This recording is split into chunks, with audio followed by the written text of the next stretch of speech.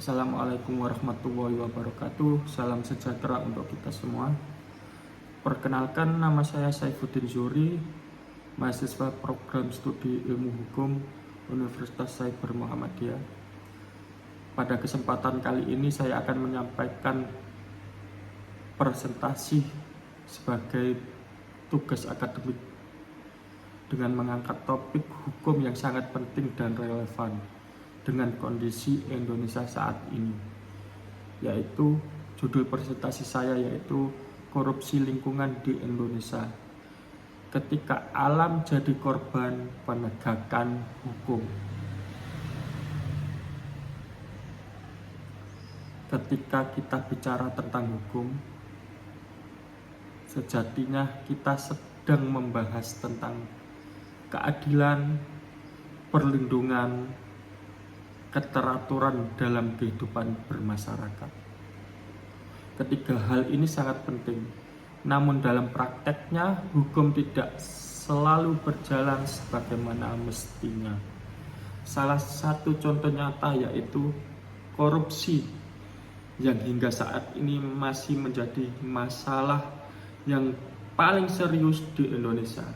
Selama ini korupsi sering dipahami sebagai kejahatan yang merugikan keuangan negara. Padahal ada bentuk korupsi lain yang dampaknya lebih luas, lebih lama dan sulit diperbaiki, yaitu korupsi lingkungan. Korupsi lingkungan bukan hanya soal uang, tetapi juga soal rusaknya hutan, tercemarnya sungai, hilangnya ruang hidup masyarakat, dan terancamnya generasi anak cucu kita. Dalam banyak kasus di Indonesia, eksploitasi sumber daya alam seringkali dilakukan melalui yang pertama, izin yang dikeluarkan secara tidak sah, penyalahgunaan kewenangan oleh pejabat, lemahnya penegakan hukum dan pengawasan, pembiaran pelanggaran lingkungan. Akibatnya lingkungan menjadi korban, sementara pelaku seringkali tidak tersentuh hukum secara maksimal. Sebagai mahasiswa hukum, kondisi ini sangat penting untuk dikaji karena menunjukkan adanya kesenjangan antara hukum yang bersifat normatif dan praktek hukum di lapangan itu sendiri. Tujuan dari presentasi ini, kita akan membahas tentang konsep korupsi lingkungan dari perspektif hukum. Yang kedua, dasar hukum yang mengatur korupsi dan lingkungan hidup. Yang ketiga, bagaimana hukum diterapkan dalam kasus korupsi lingkungan. Yang keempat, kita akan mengkaji hambatan penegakan hukum. Yang kelima, tujuan yaitu memberikan refleksi dan rekomendasi hukum ke depan. Topik ini sangat relevan karena apa? Yang pertama, korupsi lingkungan masih terus terjadi. Dampaknya langsung dirasakan oleh masyarakat, penegakan hukumnya masih lemah, dan mahasiswa hukum adalah calon-calon penegak hukum di masa depan. Setelah memahami latar belakang dan urgensi topik ini, mari kita akan membahas pembahasan utama, yaitu pengertian korupsi lingkungan dalam perspektif hukum.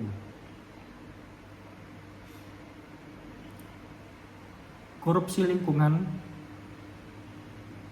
dapat dipahami sebagai perbuatan melawan hukum yang dilakukan oleh pejabat publik atau pihak yang memiliki kewenangan dengan cara menyalahgunakan jabatan atau kekuasaan dalam pengelolaan lingkungan hidup dan sumber daya alam. Perbuatan ini bertujuan untuk memperoleh keuntungan pribadi, kelompok, atau korporasi yang pada akhirnya menimbulkan kerugian bagi negara, masyarakat, dan lingkungan. Dalam konteks hukum pidana terdapat beberapa unsur penting yang dapat dianalisa, yaitu Satu, unsur perbuatan melawan hukum. Yang kedua, penyalahgunaan kewenangan atau wewenang. Yang ketiga, unsur kesenjangan. Yang keempat, keuntungan atau unsur keuntungan. Yang kelima, unsur kerugian negara dan lingkungan. Korupsi lingkungan tidak selalu berdiri sendiri, tetapi seringkali berkaitan dengan tindak pidana korupsi, tindak pidana lingkungan hidup, dan ketiga, kejahatan korporasi. Korupsi lingkungan sebagai kejahatan sistemik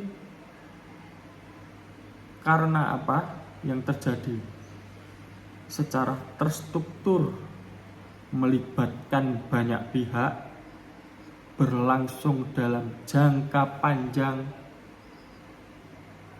sulit dibongkar. Dalam banyak kasus pelaku tidak hanya satu orang, tetapi melibatkan pejabat pemerintah, aparat pengawas, pelaku usaha itu sendiri, bahkan oknum penegak hukum.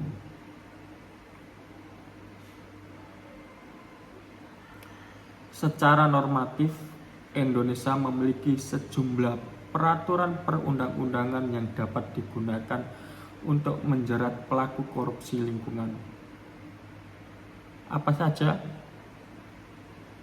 Yang pertama, ada Undang-Undang Nomor 31 Tahun 1999, yaitu Undang-Undang Nomor 20 Tahun 2001 tentang pemberantasan tindak pidana korupsi. Undang-undang ini mengatur tentang penyalahgunaan kewenangan oleh pejabat yang merugikan keuangan negara. Yang kedua, ada Undang-Undang Nomor 32 Tahun 2009 tentang perlindungan dan pengelolaan lingkungan hidup. Undang-undang ini mengatur sanksi pidana bagi pihak yang melakukan pencemaran ataupun perusakan lingkungan. Yang ketiga, ada KUHP sebagai hukum pidana umum. Secara teori, ketiga instrumen hukum ini dapat digunakan secara kumulatif, namun dalam prakteknya penegakan hukum seringkali hanya berhenti pada sanksi administratif.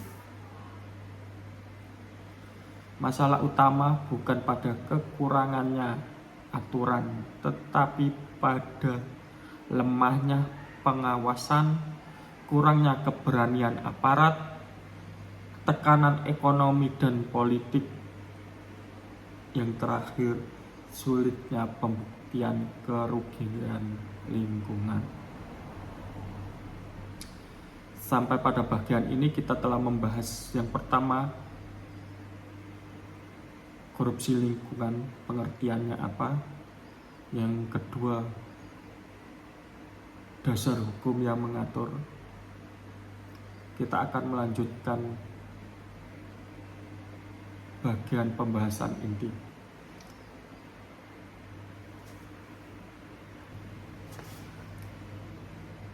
Pembahasan lanjutnya yaitu analisa kasus korupsi lingkungan di Indonesia. Pada bagian ini saya akan membahas bagaimana praktek korupsi lingkungan terjadi di Indonesia melalui pola kasus yang sering kita temui tanpa menyebutkan satu kasus spesifik, tetapi berdasarkan karakter umum kasus-kasus yang sering muncul di media dan kajian hukumnya. Pola umum kasus biasanya kasus korupsi lingkungan di Indonesia diawali dari proses perizinan. Secara hukum, perizinan seharusnya menjadi instrumen pengendalian. Artinya, negara melalui pejabatnya memastikan bahwa suatu kegiatan usaha tidak merusak lingkungan dan tidak merugikan masyarakat. Namun prakteknya perizinan sering kali justru menjadi pintu masuk terjadinya korupsi.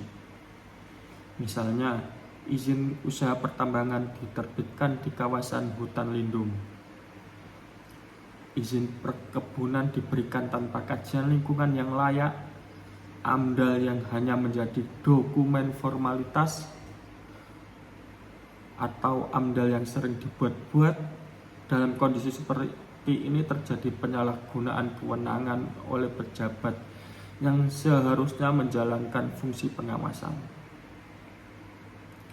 Jika kita lihat dari hukum pidana, unsur-unsur korupsi sebenarnya sudah terpenuhi, yaitu adanya pejabat yang memiliki kewenangan, ada penyalahgunaan kewenangan, ada keuntungan yang diterima, ada kerugian negara dan lingkungan. Namun sering terjadi perkara hanya berhenti pada pelanggaran administratif, bukan ditarik ke ranah pidana korupsi. Hal ini menunjukkan adanya ketidaktegasan penegakan hukum. Dampaknya sangat luas bagi masyarakat yang secara langsung dirasakan oleh masyarakat itu sendiri. Antara lain, korupsi lingkungan dapat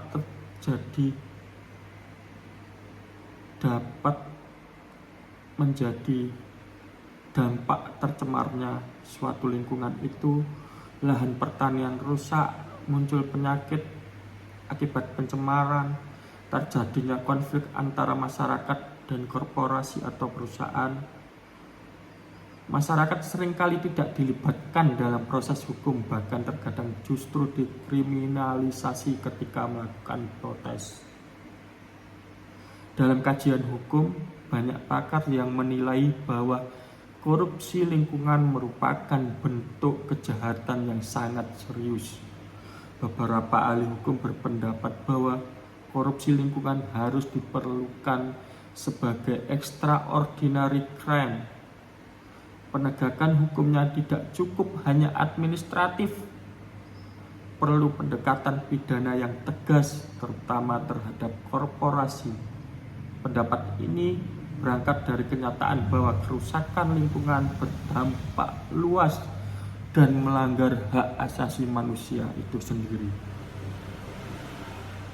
Menurut pandangan hukum modern, lingkungan hidup yang baik dan sehat merupakan bagian dari hak asasi manusia. Ketika terjadi korupsi lingkungan, hak masyarakat atas lingkungan yang sehat dilanggar, hak atas kesehatan terancam, hak atas kehidupan yang layak terganggu. Oleh karena itu, penanganan korupsi lingkungan tidak boleh hanya dilihat dari aspek ekonomi, tetapi juga dari aspek HAM. Kritik terhadap aparat penegak hukum juga diungkapkan oleh beberapa ahli. Kenapa? Karena terlalu formalistik, kurang progresif, enggan menjerat aktor utama. Padahal hukum seharusnya tidak hanya mengejar kepastian hukum, tetapi juga keadilan dan kemanfaatannya. Untuk memperkaya perspektif, kita bisa membandingkan penanganan kejahatan lingkungan di Indonesia dengan beberapa negara lain. Di beberapa negara, korupsi lingkungan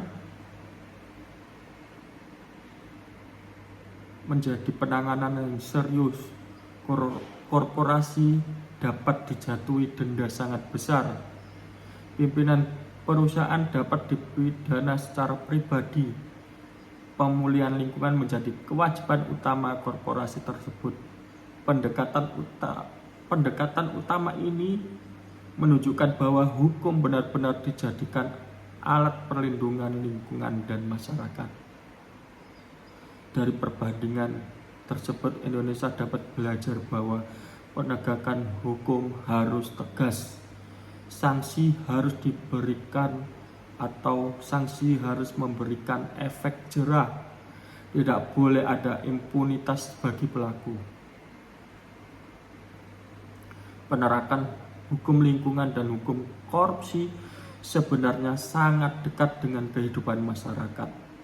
Contohnya yaitu ketika masyarakat melihat pencemaran, mereka berhak melapor. Pemerintah wajib menindaklanjuti laporan tersebut. Yang ketiga, penegakan hukum harus bersikap independen. tapi dalam prakteknya penerapan hukum sering menghadapi kendala. Contoh kendalanya kurangnya akses informasi, minimnya pendampingan hukum. Yang ketiga, ketimpangan kekuasaan. Apa peran mahasiswa?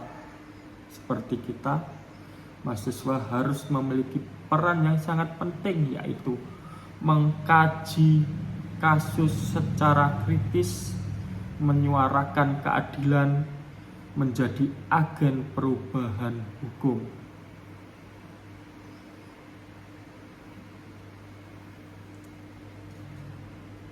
Setelah membahas analisa kasus, pandangan ahli dan perbandingan hukum, dan bagaimana penerapan hukumnya, kita akan membahas tentang kesimpulan dan penutup.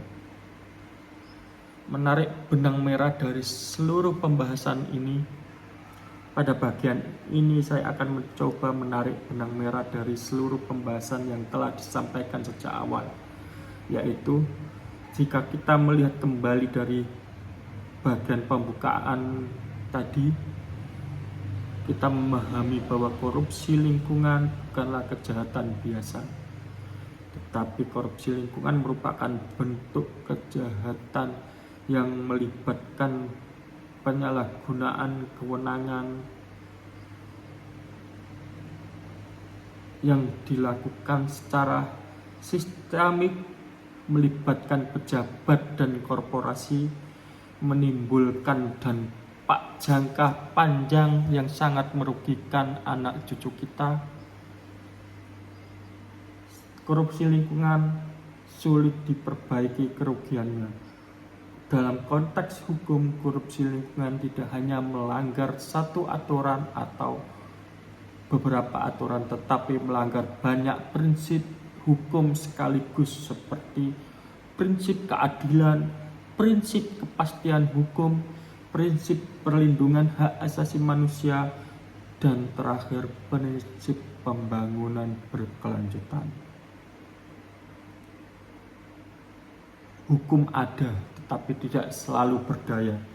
Dari sisi normatif, Indonesia sebenarnya sudah memiliki perangkat hukum yang cukup lengkap. Kita memiliki undang-undang tentang pemberantasan tindak pidana korupsi, tentang perlindungan dan pengelolaan lingkungan, tentang hukum pidana yang secara umum, namun keberadaannya aturan hukum tidak selalu berbanding lurus dengan efektivitas penegakan hukum itu sendiri. Dalam banyak hal kasus, hukum justru terlibat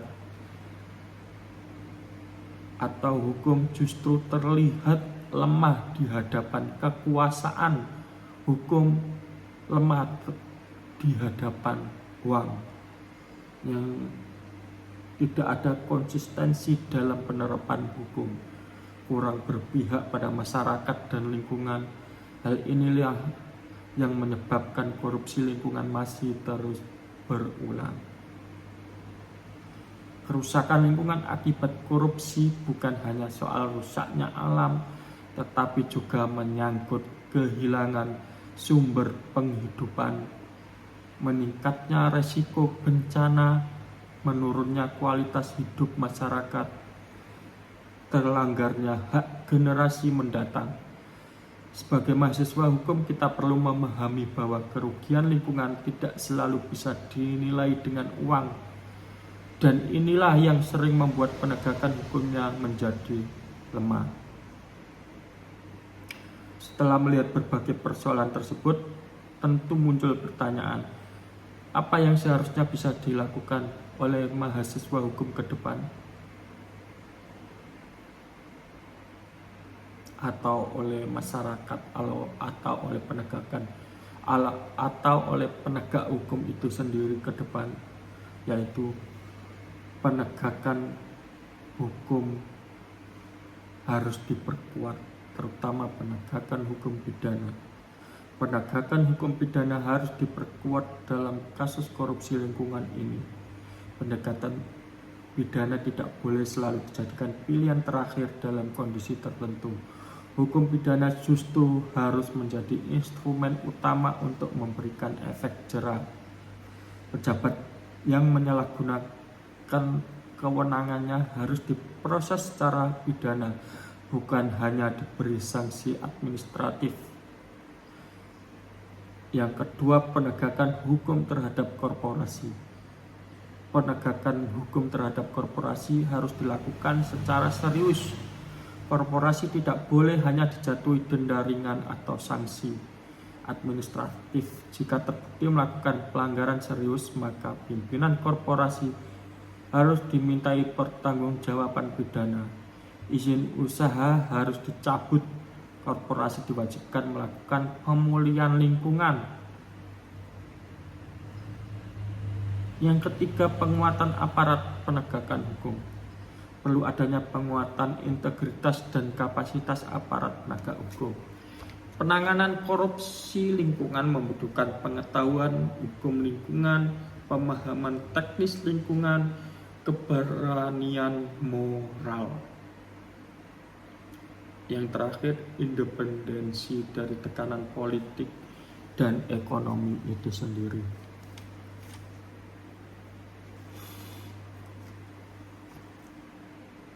Yang tidak kalah penting yaitu keterlibatan masyarakat. Masyarakat harus terlibat secara aktif dalam penanganan korupsi lingkungan. Masyarakat harus mendapatkan informasi yang luas. Masyarakat harus mengawasi kegiatan usaha di sekitarnya, melaporkan pelanggaran lingkungan yang dibuat oleh korporasi atau individu.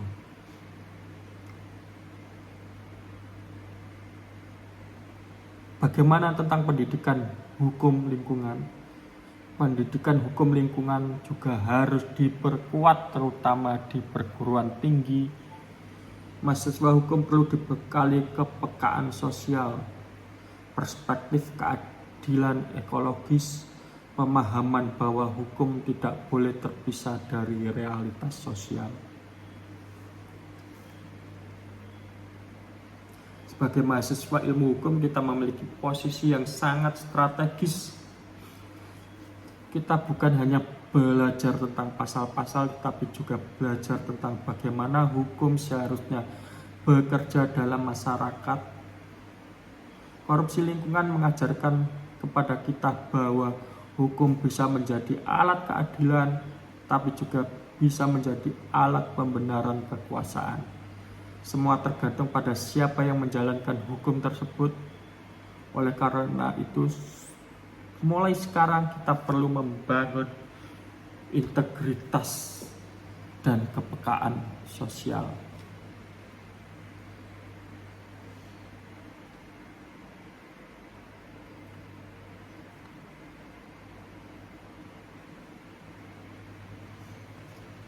Terima kasih sudah mendengar dan memperhatikan paparan atau presentasi saya tentang korupsi lingkungan di Indonesia. Untuk terakhir kalinya, sebagai penutup, saya akan menyampaikan bahwa korupsi lingkungan adalah masalah serius yang tidak boleh dipandang sebelah mata. Terima kasih. Assalamualaikum warahmatullahi wabarakatuh.